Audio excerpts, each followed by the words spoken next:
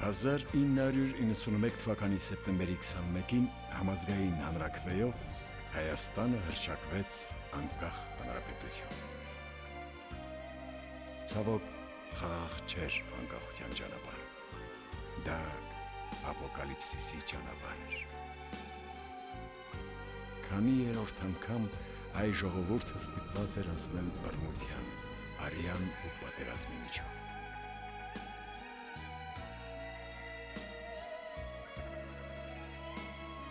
Մեր այս ֆիլմում մենք կպատմենք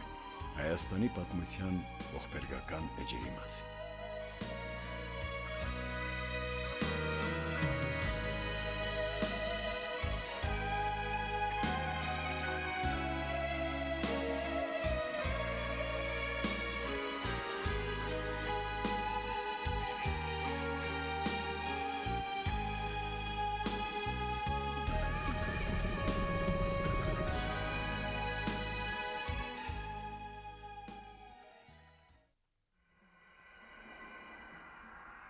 Մոսկվա, 1991 թվականի օգոստոս։ Պերեստրոյկայի դեմ խռովության հետքերը։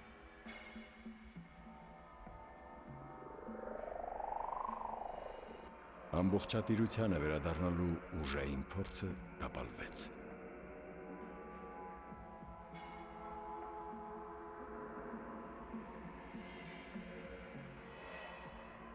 Ամեն ինչ կարող էր շատ ավելի ողբերգական վախճան ունենալ։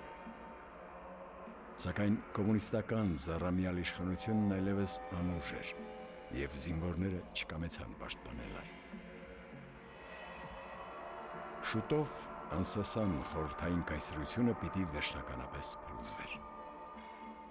Խորհրդային միություն կազմող երկրները պիտի ժառանգեին բազում ծանր խնդիրներ, այդ թվում և ազգամիջյան։ Ժողովուրդների փոխհարաբերությունները վերակառուցելը տառապալի գործ եղավ։ Կատաստրոֆա в переводе с греческого։ Աղետ հունարենից թարգմանաբար վերակառուցում է նշանակում։ Խնդիրն ընդհանուր է, խոսքը աշխարհի վերջի մասին է, իսկ հայտնությունը պետք է դառնա մեր հավատքի հիմքը։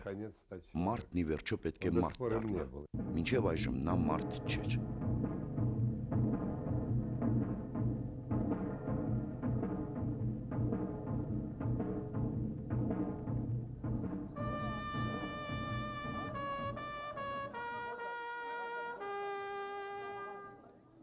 Եվ տեսա ես նոր երկինք ու նոր երկիր տեսա։ Բայց ոչ ոք չէր մտածում, որ այդ նոր երկնքի ու նոր երկրի համար հարկ կլինի թանկ գին վճարել։ Некоторые тоже говорят, ну что так, какие уроки, да? Որոշ մարդիկ ասում են, ինչ դասեր, ումից։ Այնպես որ այժմ Հայաստանի դասերը այլ նշանակություն ունեն։ Ոչ թե իմ Հայաստանի դասերը, այլ այն, որ այս երկիրը, այս ժողովուրդը բոլորից շուտ տեսավ այսպես կոչված աշխարհի վերջը։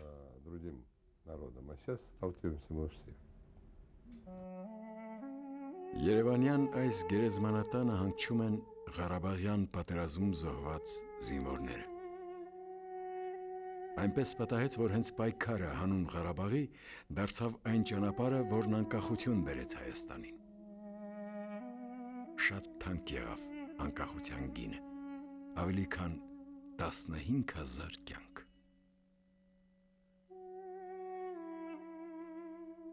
Հանուն ինչի զոհվեցին մարդիկ։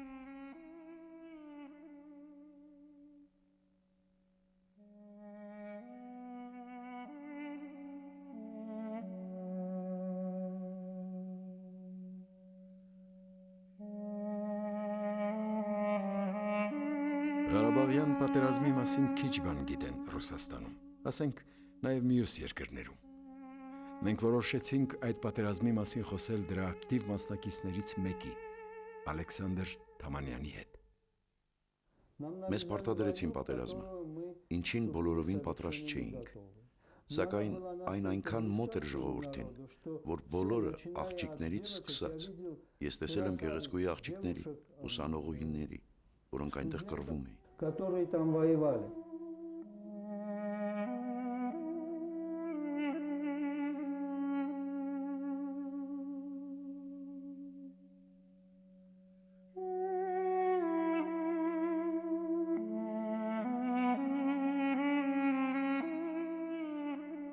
Պատերազմ էին գնում ամենատարբեր մարդիկ, հաճախ բոլորովին էլ ոչ զինվորական։ Կային բժիշկներ, ուսուցիչներ, գիտնականներ, նկարիչներ, գյուղացիներ, ինժեներներ, բանվորներ, գործարարներ, բոլորին չես թվարկի։ Բազմաթիվ երիտասարդներ էին կռվում։ Շատերը զոհվեցին, և տղաներ, և աղջիկներ։ Այսպիսի մի պատմություն։ Վիրահատել են նրա կույր աղիքը։ Գործողության ժամանակ վիրաբույժը հատուկ փոքր կար է դրել, նրա գեղեցկությունը պահպանելու համար։ Հետո աղջիկը զոհվել է։ Ես նույնիսկ նրա անունը չեմ հիշում։ Պարզապես զոհվել են նման մարդիկ։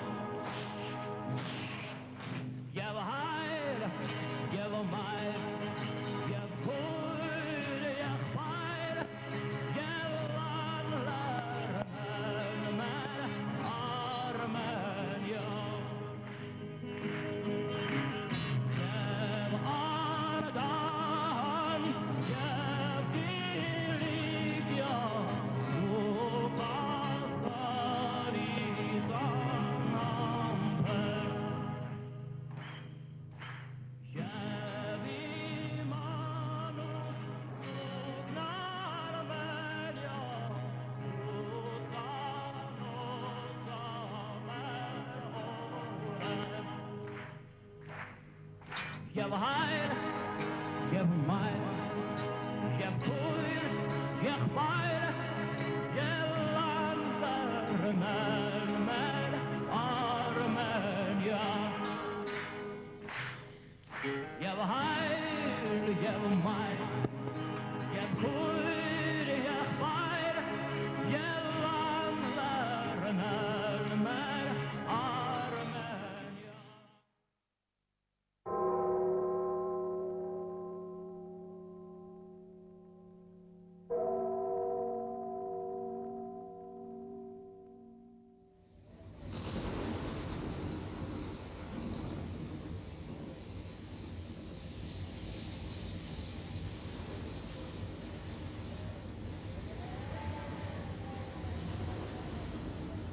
Ղարաբաղի հինավուրց հողը։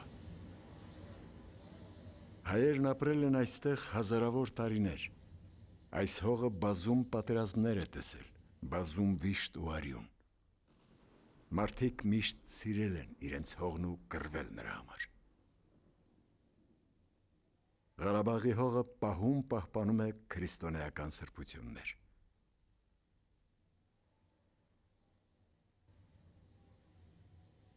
Այս տաճարում հանգչում են Սուրբ Հովհաննես Մկրտչի մասունքները։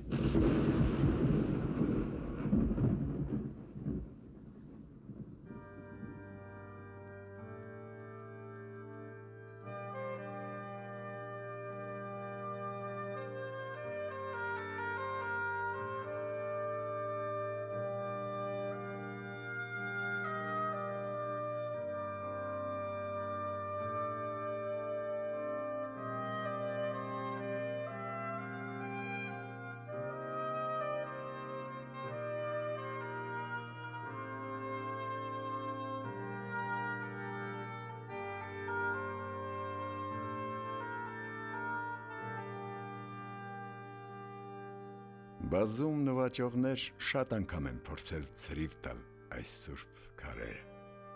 Եվ այսօր էլ են փորձում։ Սակայն տաճարները տոկացել են իհեճուկը սավերողների ու ապրել է հողը Աստծո ու մարդկանց պաշտպանությամբ։ Ցավոք, եկել են նորանոր զավթիչներ։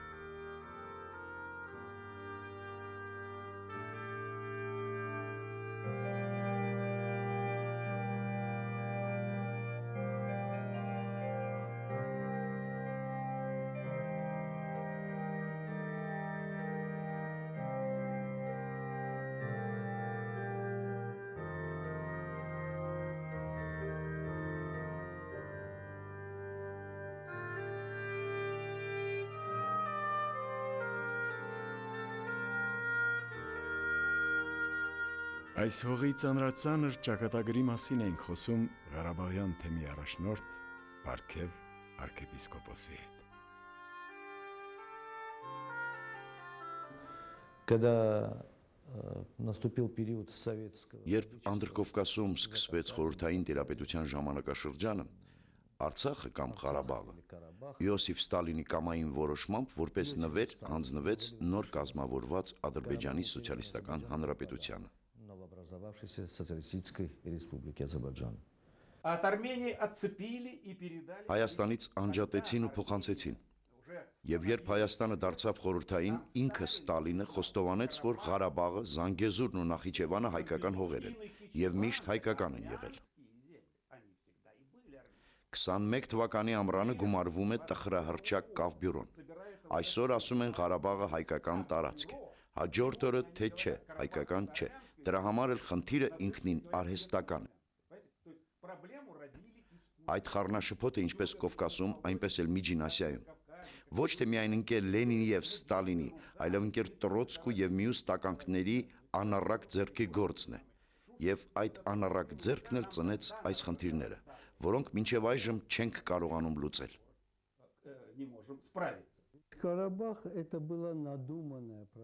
Ղարաբաղը բոլշևիկների, Լենինի, Ստալինի եւ նրանց նմանների սարքած խնդիրն է։ Եվ դա հատուկ արվել է ժողովուրդներին գժտեցնելու համար։ Специально для того, чтобы ссорить народ.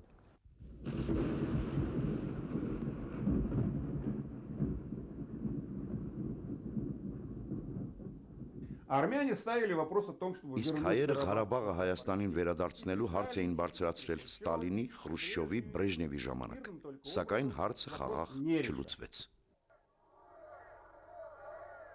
Գորբաչովյան պերեստրոյկան, դեմոկրատացումը ժողովրդին նոր հույսեր ներշնչեցին Ղարաբաղյան խնդրի արդարացի լուծման հարցում։ Մարդիկ հավատում էին, որ վերին իշխանությունները կօգնեն իրենց։ Было желание конституционным... Ցանկություն կար հարցը լուծել Գորբաչովի հայտարարած սահմանադրական ճանապարհով, որ հիմա ամեն ինչ իբր ազնիվ կլինի, սահմանադրորեն, ազգի ինքնորոշման իրավունք, Ղարաբաղը Հայաստանին կմիանա սահմանադրական ճանապարհով։ Փաստորեն ինչ արվեց։ Կար Ղարաբաղի մասին մարզային խորհրդի հայկական ԽՍՀ գերագույն խորհրդի որոշումը։ О принятии Карабаха.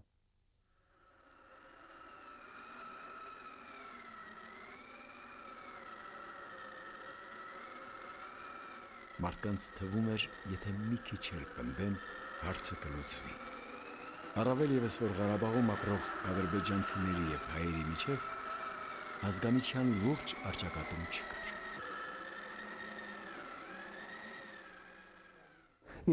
Հանրահավաքների առաջին օրերին ադրբեջանցիները հայտարարում էին, թե մինչև հիմա փլավ էինք ուտում, հիմա տոլմա կուտենք։ Դե ոչինչ, այժմ էլ կապրենք հայկական ԽՍՀ ենթակայության տակ։ Բայց Վեզիրովը, Ադրբեջանի այն ժամանակվա ղեկավարը ասել է. հողը թղթով չեն տալիս, հողը նվաճում են արյամբ։ Землю завоевывают кровью.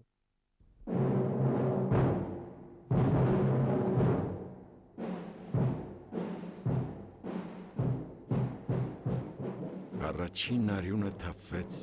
Սումգայիթում։ Ազերի ազգայնականներն այստեղ հայերի կոտորած սարքեցին։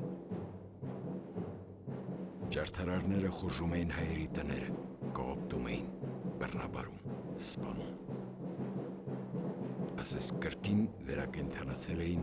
20-րդ դարասկզբի ցեղասպանության պատկերները կամ ապոկալիպսիսի տեսարանները։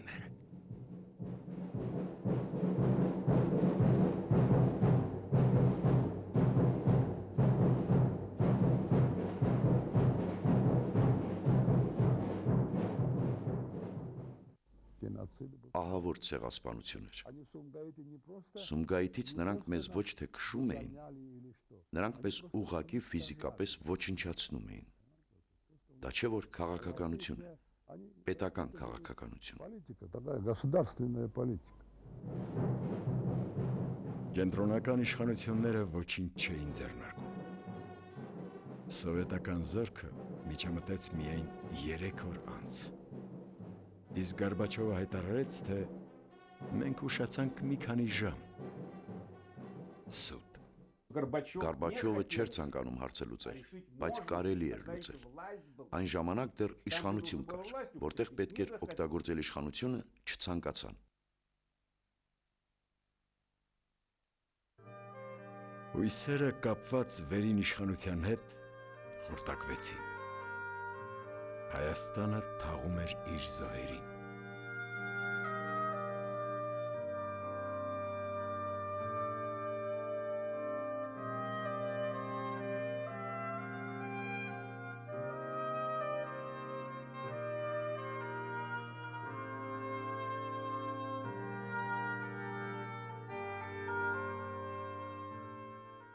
Սոսկալի էին ոչ միայն անմեղ մարդկանց մահը,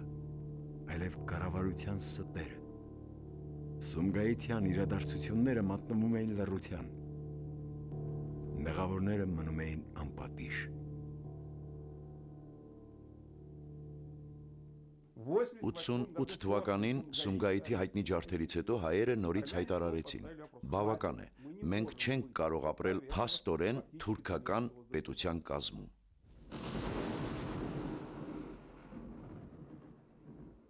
Ժողովրդի համբերությունը սպառվում էր։ Իրադրությունն ավելի էր լարվում։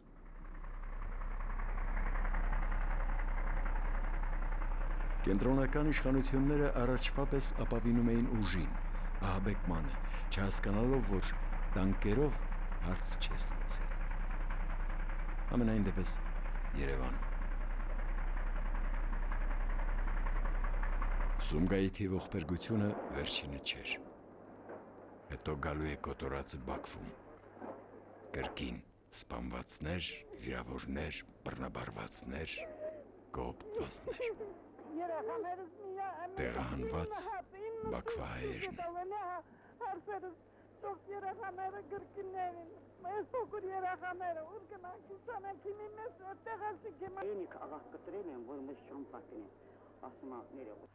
Ասեց ստեղից է դուստ պիտեք կյալ, ես ես քիշեր սպանել ենք, ինև կին հա, կին, ադրվեջանցի կին։ Բայց կարող են սպանել, իրոք, որ ասում ենք սպանենք, կարող են սպանել։ Թե չեն կարող սպանել, մատաղ եղին եմ, այլած գա, խե չի կարող սպանի։ Գիշերը մենակ եմ ես, ոչ մի բան չունեմ ինձ, կատորնս կոտրի ինձ սպանի, բայց չի կարող սպանի։ Ասմաց ես Սումգայի թորն ենք կցելու է, չի դուրս կակ ստեղից։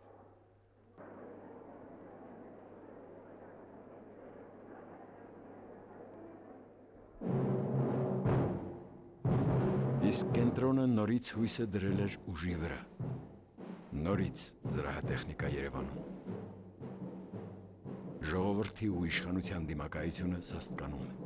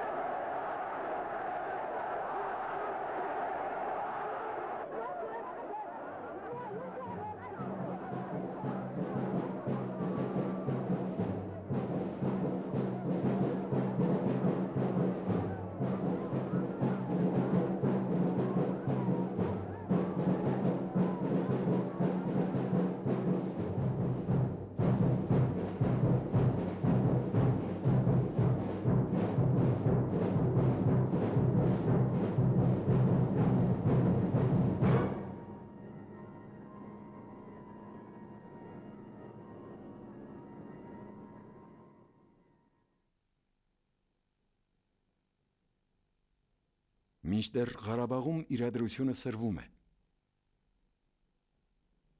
Սրանք հայկական գյուղերից մեկի գազանաբար սպանված բնակիչների դիակներն են։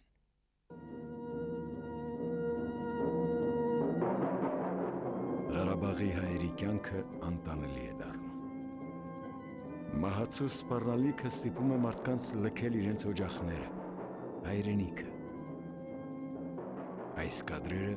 մեկնաբանության կարիք չունեն։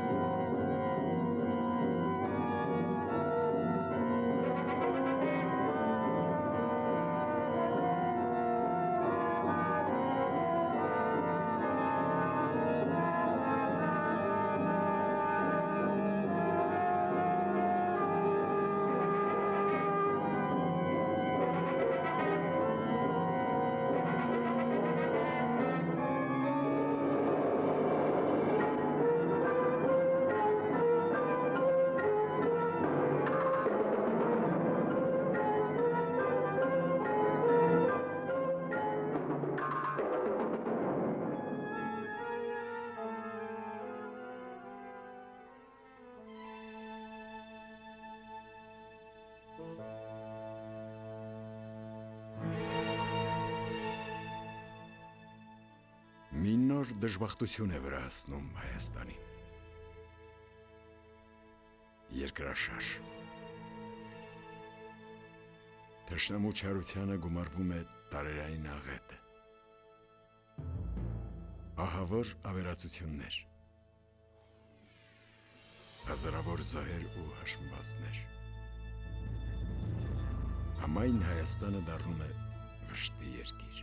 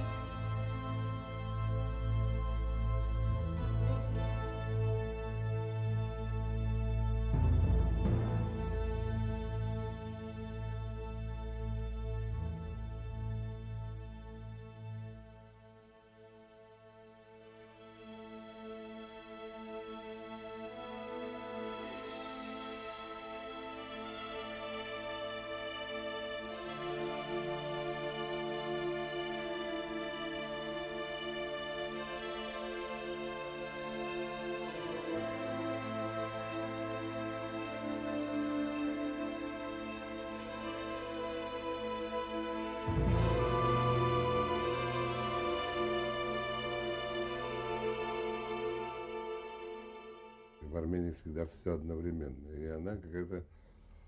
лабораторная страна. Հայաստանում միշտ ամեն ինչ միաժամանակ է լինում։ Այն աշխարհի վերջի ինչ-որ լաբորատոր երկիր է։ Այն ինչ Հայաստանն ապրեց 88-ին, երբ Սումգայիթում եւ Բաքվում տեղի ունեցան կոտորածները, որից հետո Ղարաբաղը վերջնականապես առաջ սլացավ ու հետո խնդրեմ Սպիտակի երկրաշարժը։ Միակ ընթարթում զոհվեց 25,000 մարդ։ Այո, հայերը կարող էին 88 թվականին զգալ աշխարհի վերջը։ Այնպես որ հայերը պատմության մեջ հողագնդի մարմնում ծանր աստղ են։ Тяжелая звезда истории в теле земного шара.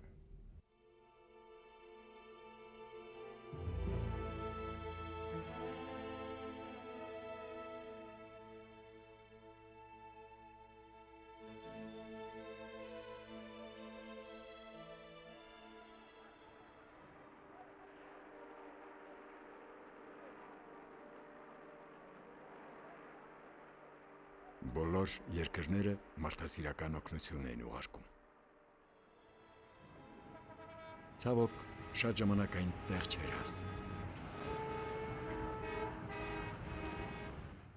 Ситуация возникла очень тяжелая. Ստեղծվել էր ծանր իրավիճակ։ որովհետև Հայաստանը հայտնվել էր շրջափակման մեջ։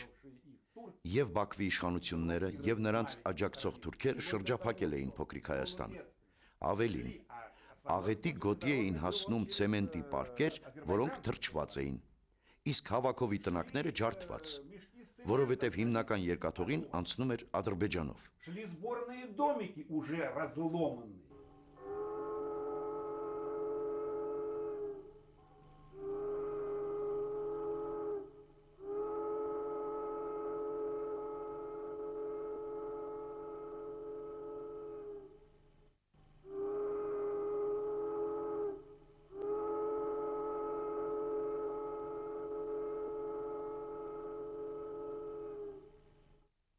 Դա խորհրդային իշխանությունն էր, չի նախազգուշացրել, չի խանգարել, գուցե նաև խրախուսում էր։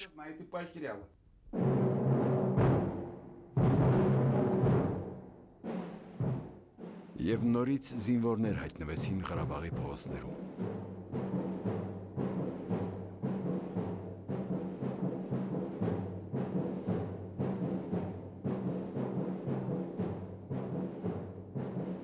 Խորհրդային իշխանությունը ոչ միայն դաժան էր, այլև ապաշնոր։ Կենտրոնի էմիսարները ոչինչ չկարողացան անել։ Սուտ խոստումները ոչ ոքի չէին բավարարում։ Ավտոմատներն էլ չէին վախեցնում այլևս։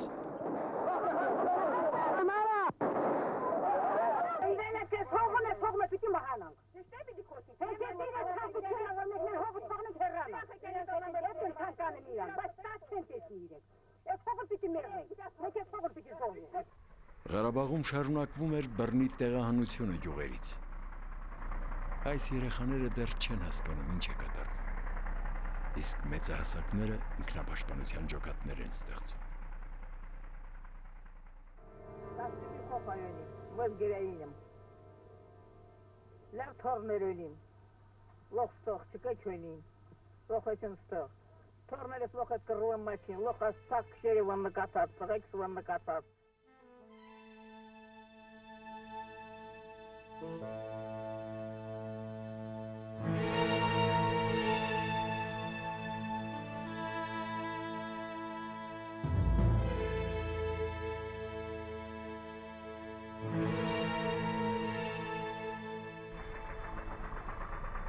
Խորհրդային զորքերը հերթական անգամ մտան Երևան։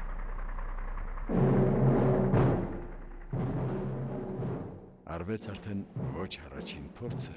իրար դեմ հանելու զինվորներին ու խաղաղ բնակչությանը։ Եվ քիչ էր մնում հաջողվեր։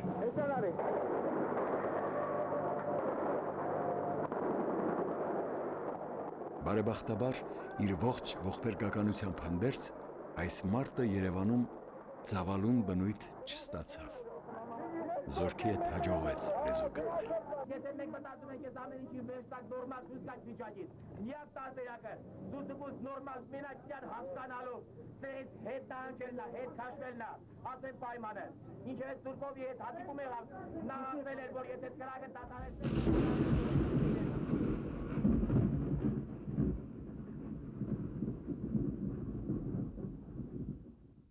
Ադրբեջանի քաղաքագետների հետ լեզու գտնել չհաջողվեց։ Պատերազմի ամպրոպը ճայթեց Ղարաբաղում։ Իրականացան հայտնության խոսքերը։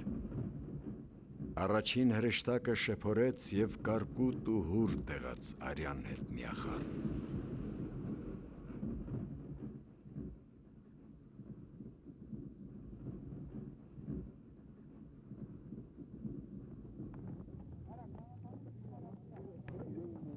Ոտք դրին հայերը պատերազմի արահետին։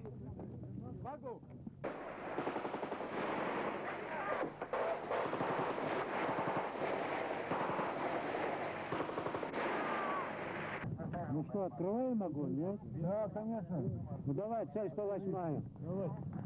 Посмотри еще раз на карту. Готовы немедленно. 40 подряд.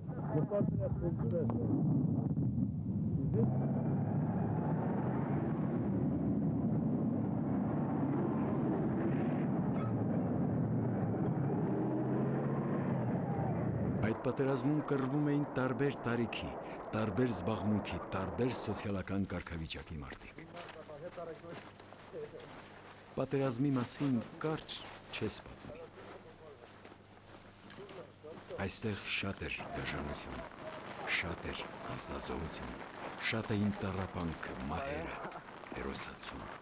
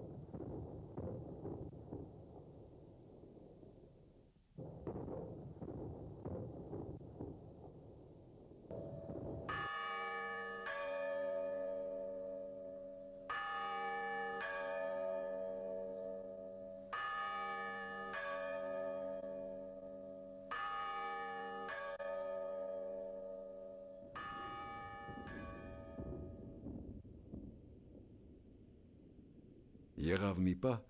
երբ ռազմաճակատին հարկավոր էին 500 մահապարտ կամավորականներ։ Ահա այդ մարդիկ։ Նրանցից կեսը զոհվելու է, բայց կանգնեցվելու է թշնամու հարձակումը։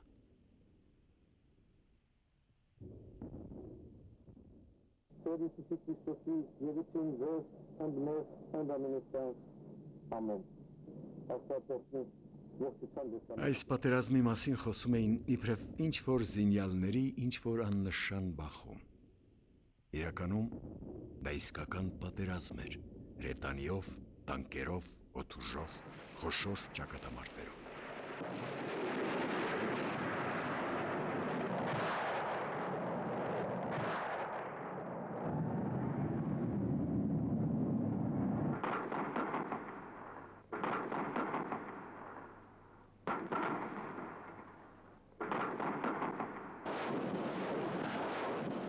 Հետո եկավ հաղթանակ։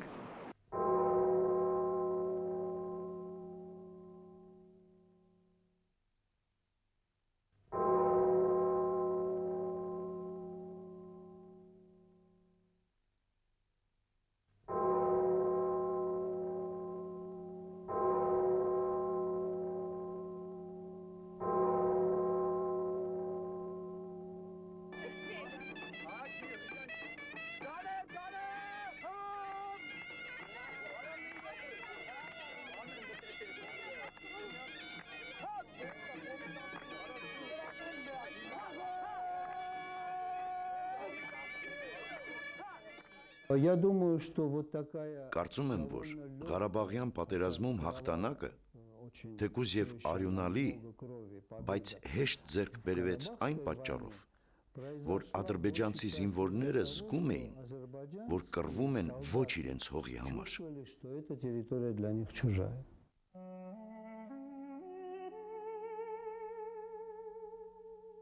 Հանուն ինչի էին կռվում հայերը Ղարաբաղում։ Հանուն այն ամենի,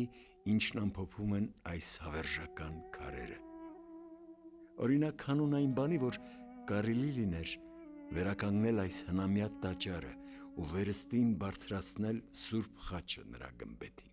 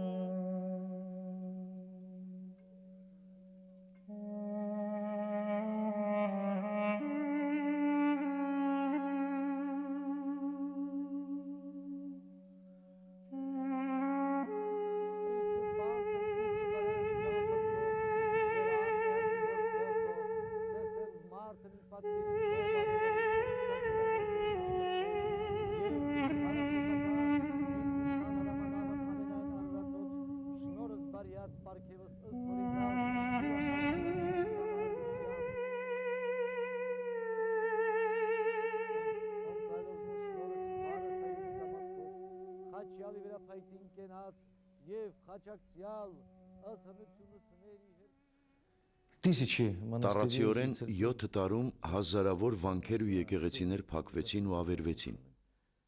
1930 թվականին Ղարաբաղի տարածքում գործող եկեղեցի չկար։ Եկեղեցականները ձերբակալված էին, գնդակահարված կամ Սիբիր աքսորված։ Եվ դա Խորհրդային Միության տարածքում միակ տարածաշրջանն էր, որտեղ գործող որևէ եկեղեցի չկար։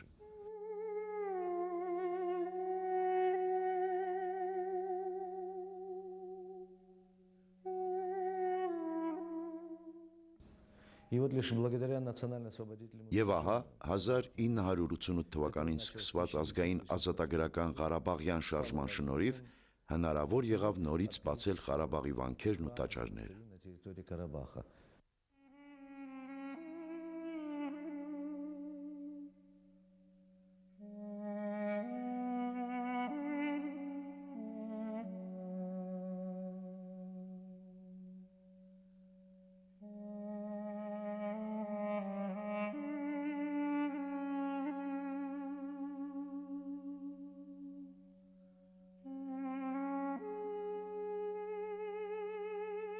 Այս ժամերգությունը, ինչպես հարյուրավոր այսպիսիք նվիրված են նրանց հիշատակին,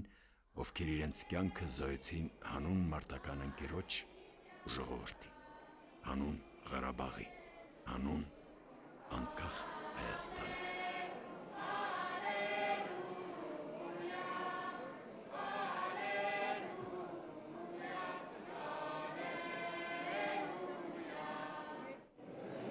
Բանզորության պտորտնյա, և որ աստպեցերիս մասեղան սրկության, հարակ, զիմատուցյալի սահանարատ պատարակ, գոյապովեսի, անապական և իպատվական մարմին և արյուն միացնիկո Հիսուս Քրիստոսի։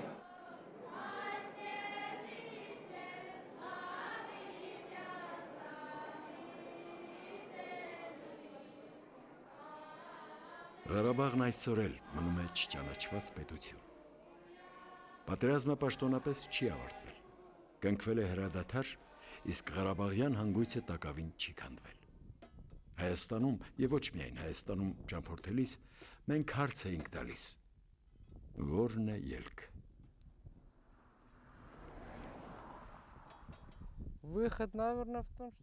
Ելքը հավանաբար այն է, որ պետք է վերանայել պատմությունը։ Ադրբեջանցիները պետք է հասկանան, որ Ղարաբաղը հայկական հող է։ Դա պետք է հասկանալ։ Դե չի կարելի մի կտոր հողի համար իրար կյանք փչացնել։ Չի կարելի։ Դե ինչ հարց է լուծում Ղարաբաղը։ Փոքրիկ Ղարաբաղը վճռում է Ռուսաստանի ապագան։ Փոքրիկ Ղարաբաղը ամեն ինչ ցակուցրիվ կլինի։ Կան պանթուրքիզմի ոչ այսօր եւ ոչ էլ երեք ուրվագծված ծրագրեր։ Այսօր բացահայտ խոսում են մինչև չինական Պարիս փասնելու մասին։ Ուզում եմ միանգամից եւ պատասխանատվությամբ հայտարարել. դա ձեր երկրների խնդիրն է եւ դուք պետք է լուծեք այդ։ Մենք պատրաստ ենք օգնել ձեզ, երբ դուք կպայմանավորվեք։ Մենք այդ պահից կհետևենք, որպեսզի ոչ մեկը չխախտի պայմանավորվածությունը։ Ես շփվում եմ ադրբեջանցիների հետ։ Մասնավոր զրույցների ժամանակ նրանք խոստովանել են, որ ելքը փողզիջումն է, որ անհրաժեշտ է ընդունել այն, ինչ այսօր կա, այն, որ Ղարաբաղը անկախ պետություն է, պետք է հաշվի առնել։ Սակայն վախենում եմ, որ այդ մարդիկ հրապարակայնորեն դա չասեն։ Нельзя называть врагом, мы завтра можем найти общие. Պետք չէ Ադրբեջանը թշնամի անվանել, սակայն դրա համար ժամանակ է պետք։ Մարդիկ պետք է ապրեն այնտեղ, որտեղ պատմականորեն ապրել։ Ղարաբաղը այնուամենայնիվ հայկական տարածք է։ Դա ապացուցված է փաստաթղթերով եւ պատմական հուշարձաններով։ Բայց դա չի նշանակում, որ այնտեղ այլ ժողովուրդներ չեն կարող ապրել։ Խնդիրը պետք է լուծել քաղաքական ճանապարհով։ Ինչքան երիտասարդներ զոհվեցին, ինչի համար։ Դե գիտենք ողջ պատմությունը։ Հողը արյամբ են նվաճում եւ ասում ենք, որ դա բարբարոսություն է։ И не искать радикального выхода, который заведет в очередной. Պետք չէ այնպիսի ծայրահեղ ելք գտնել, որը կկանգնեցնի հերթական փակուղու առջև։ Կենթանի հոգին է պետք պահպանել, եւ այս ցանկությունը վերաբերվում է ոչ միայն հայերին, հավանաբար բոլորին։ Это пожелание относится не только к армянам, наверное, ко всем. Բաղձալի, բայց ոչ դյուրին խնդիր։ Սակայն Աստված միարասցե, որ հայն ու ադրբեջանցին վերստին անցնեն ապոկալիպսիսի ճամփան, մահվան ճամփան։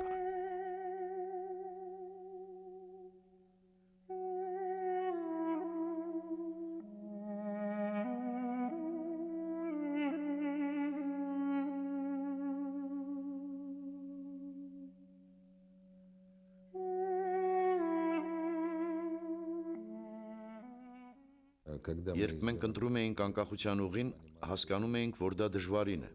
եւ ոչ մեկը պատրանք չէր տածում, որ դա կարելի է լուծել մի քանի տարում, որ ամեն ինչ հիանալի կլինի։ Իհարկե մենք շատ դժվարին ճանապարհ ենք անցել։ Անցել ենք պատերազմի միջով, եւ որպես կանոն պատերազմում զոհվում են լավագույն տղաները,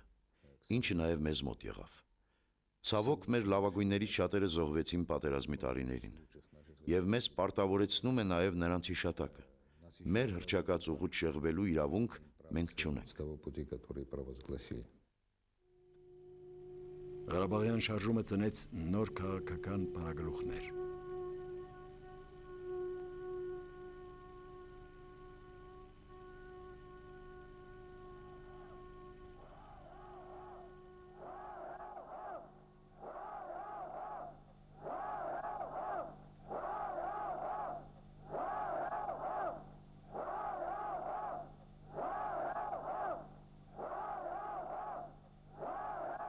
Ժողովուրդը նրանց հետ էր կապում արդարության, ազատության, մարդավայել ու ապահով կյանքի իր սպասումները։ Մարդիկ հավատում էին նրանց քաղաքականությանը եւ չգիտեին, որ ժամանակ անց այդ քաղաքականությունը նոր աղետներ է բերելու։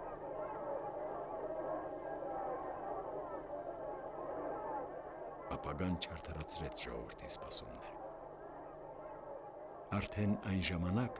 որոշ հռետորների ելույթներում հնչում էին ցնորամիտ առաջարկություններ։ Երբ որ դա ժողովրդի կամքն է, եւ այդտեղից ստացած մեր ինչ է ստացել Կիրովի գործարանի աշխատող, մի աշխատավարձ, մի բնակարար։ Եթե ամբողջ տարածքը մաքրենք, ծիրանի ծառեր տնկենք, այդ ծիրանը արտահանենք, ավելի շատ վալյուտա բերենք, քան եթե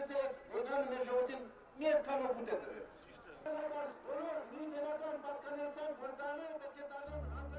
Ոչ մի պտղատու ծառ նորաթուխ քաղաքագետները չտնկեցին,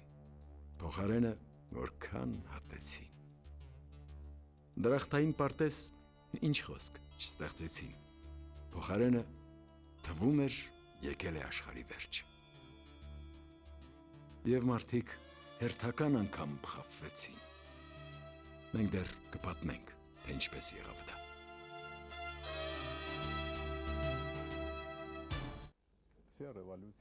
Բոլոր հեղափոխություններն ավարտվում են տականքների կողմից իշխանության գրավումով։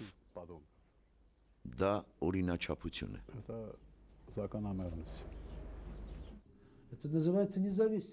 Եվ դա կոչվում է անկախություն։ Մտել է ուրիշի գրպանը, վերցրել ու ծախսել։ Երբ ծախսում ես ուրիշինը, իսկ երբ տալիս ես, պետք է քոնը տաս։ Իսկ սեփականը դժվար է տալ։ Հիմա պետք է տալ։ Դա է անկախությունը։ Վաղը կգան կասեն, այս գործարանը մերն է, այս թատրոնը մերն է, այս ձեռնարկությունը մերն է, այս հյուրանոցը մերն է, այս հողը մերն է։ Դուք դրանք տանուլ եք տվել թղթախաղում։ Մենք թալանել ենք։ Չէ, մենք չէ, ցավոք մերոնք ենք թալանել։ Եվ նրանց անվանել կառավարիչներ, ես նրանց տնվորներ եմ անվանում, որովհետև տնվորը երբ բնակարան է մտնում, չի հոգում այն պահպանելու մասին, շահագործում է որքան հնարավոր է իր շահի համար։ Գործարանները վաճառեցին։ Այստեղ մենք գործարաններ ունեինք։ Ինչու չեն աշխատում։ Առաջ մտածում էի, որ այդպես էլ պետք է լինի։ Ոչ, դա սուտ է, այդպես չպետք է լինի և չպետք է լիներ, եթե մենք ավելի խելոք լինեինք, որովհետև կամք է պետք և ոչ թե սեփական գրպանի շահ։ Չոր հաց հնարավոր չի վաստակել, նույնիսկ չոր հաց։ Այ ես ի վիճակի եմ աշխատել, բայց որտեղ աշխատեմ։ Պարզապես աշխատելու տեղ չկա։ Մինչև ղեկավարությունը չմտածի հասարակ մարդկանց մասին, ոչնչի չենք հասնի։ Այսպես էլ կշարունակվի։ Դեմոկրատական կարգախոսով թալանեցին երկիրը, իմ Հայաստանը։ Այն մեկ ակնթարթում դարձավ աղքատ։ Հմտորեն ավերեցին ու թալանեցին մեր հայրենիքը։